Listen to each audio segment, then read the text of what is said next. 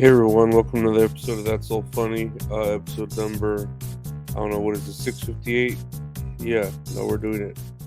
Yeah, no, it's another day. Hope you all enjoyed my two interviews I did with the great Harrison Blake Young and the wonderful Tukey. Uh, he was great. I was on his show that same day that the interview came out, so you can check that out on his network, Tukey.com.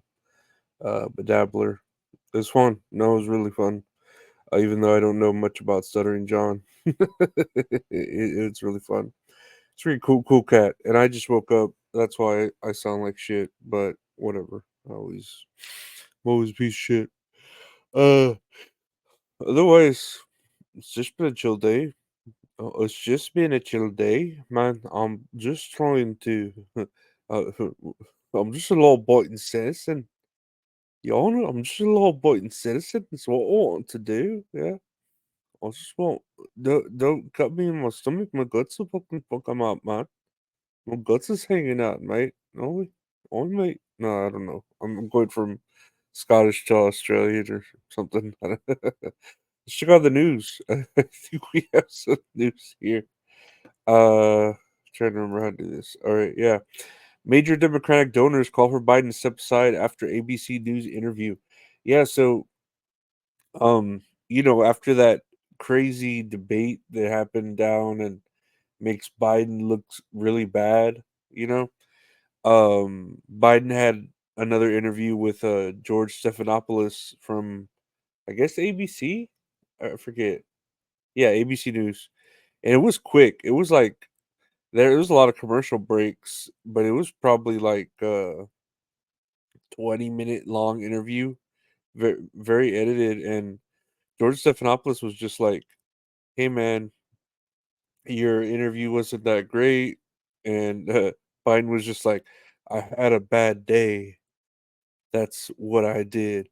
I had a bad day. Everybody has a bad day, but it's like, you're the president. You can't be having bad days. You know what I mean? Especially, he's like, and I was tired and sick from whatever it is. Like, dude, but you just had you had just rested at Camp David or whatever for I don't know what they said, at least 6 days, maybe 8 days, and he was prepped for it, like, really well. He rested and all that, and he's still like, "I just had a bad day." Like, that was his mantra to say, "I had a bad day."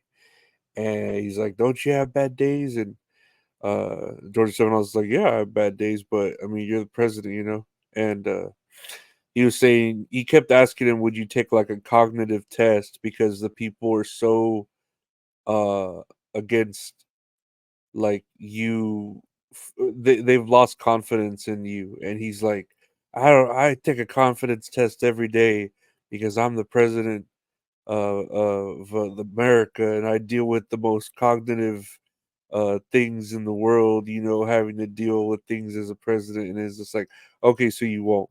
Just say you won't. And yeah, that interview was pretty bad. Like, it just made Biden look even worse. And so I guess people want him to step down. Uh Here's someone like Netflix's co-founder and executive chairman is telling him, "Hey, you should step down." So a lot of heavy donors in the Democratic area, and there were reports of Biden having a emergency medical situation going down on Air Force One, but I think those were just uh rumors.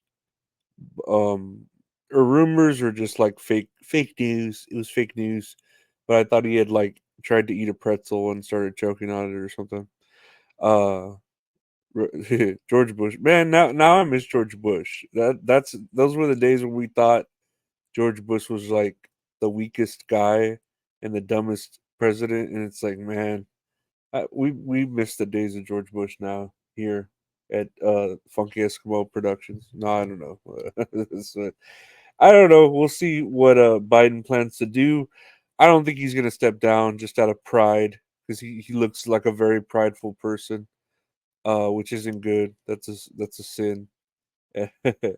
And hee hee hoo hoo ha ha hee hee. But we'll see if he just had a bad day, because we all have bad days. The Joker had a bad day, just one bad day. Uh, had a bad day. No, how's that one song go? I think it's by. No, I'm thinking of Train. Drops of Jupiter in her hair. I don't remember. Fuel. I think Fuel is the name of the band that sang "Had a Bad Day."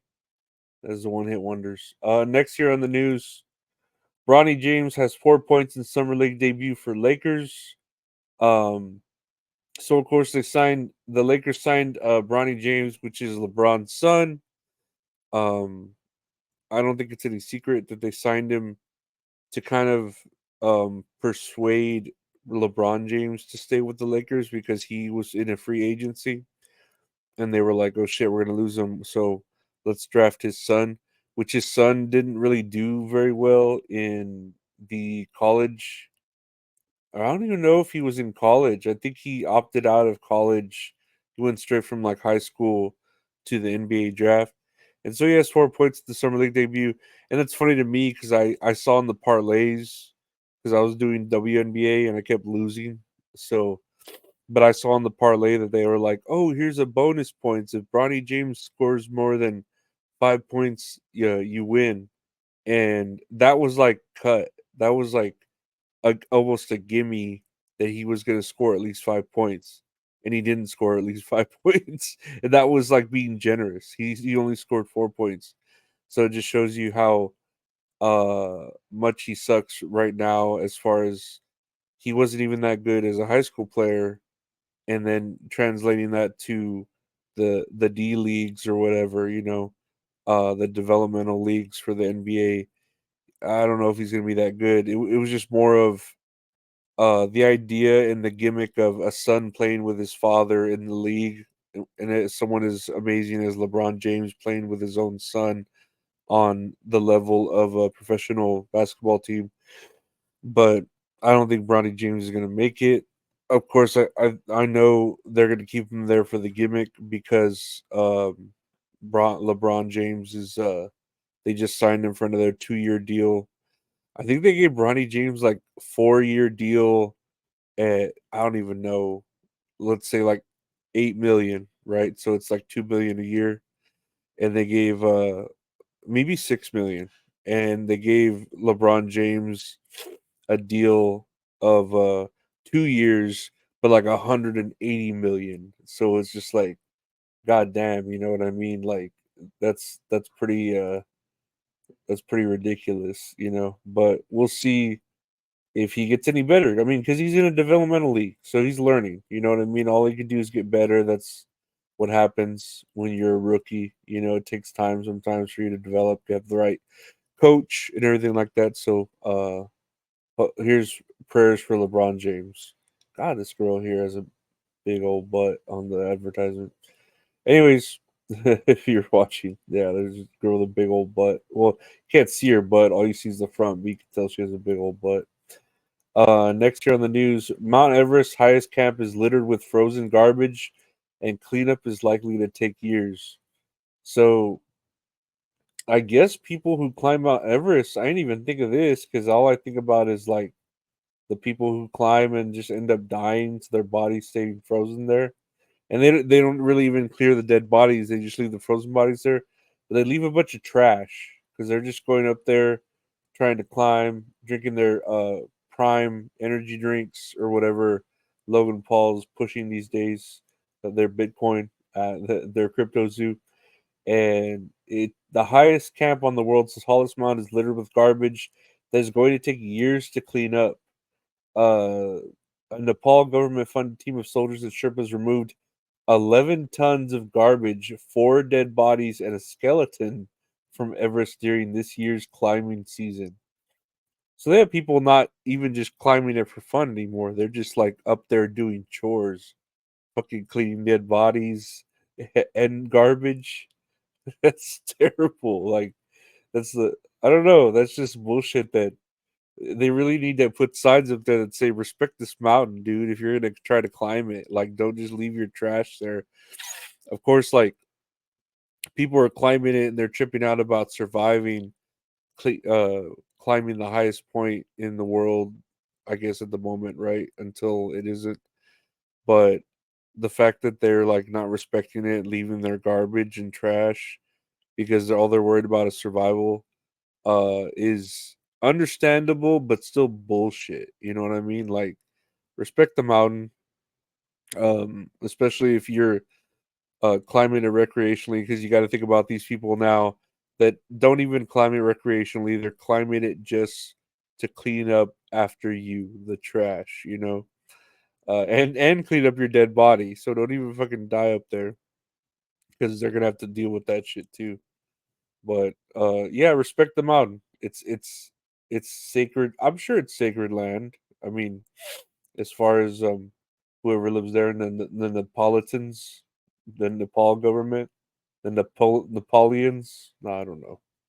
But yeah, clean up after yourself. That's just a good rule. Don't here in Texas. I think they'll mess with Texas, and they had the alien, the Indian with the tear every time someone would litter.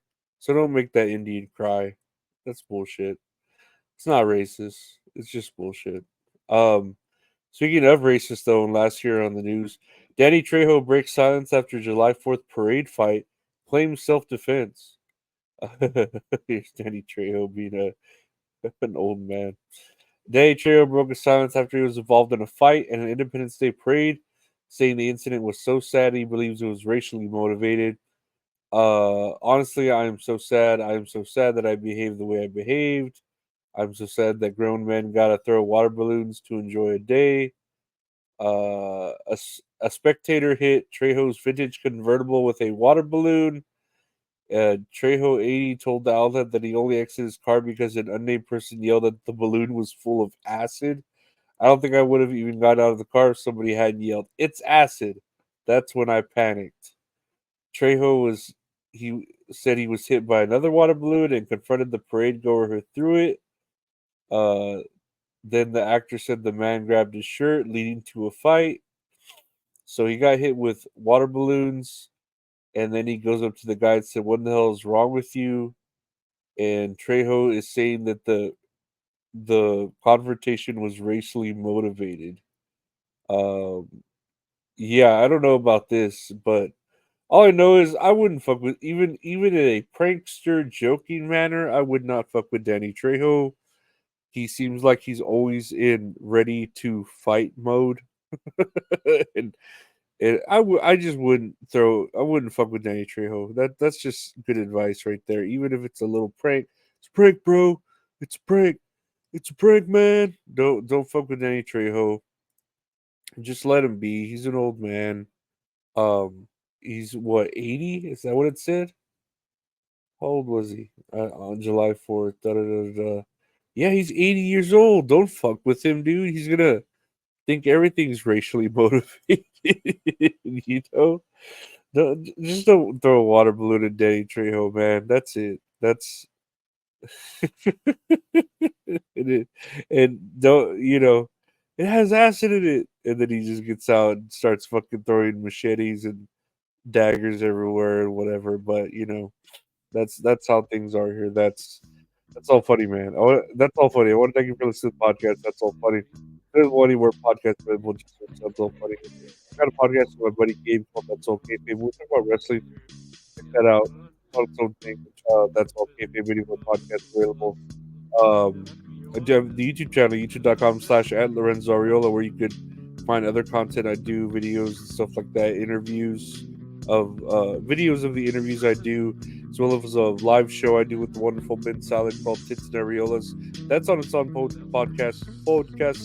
That's on its own podcast too. If you want to listen to it on there, just search for Tits and Areolas with Mint Salad, or just search Areolas with Mint Salad, because tits won't show up very well, but you can find the podcast available on that. And check out the YouTube channel, youtube.com/@Lorenzo Ariola. If you want to find me on Twitter and Instagram, it's @Lorenzo Ariola. I got t-shirts, print stickers. If you want to order anything, let me know. And if you want to commission some art from a great artist, does all the art for the show, at Retro Horror Inc. on Twitter and Instagram. That's at Retro Horror Inc. Check out the Patreon, patreon.com/Lorenzo Ariola to help support the show. You get early stuff, bonus stuff, episodes like that. I want to thank you, my Patreon members. Thank you to everyone for liking, subscribing, sharing, and carrying. Take care.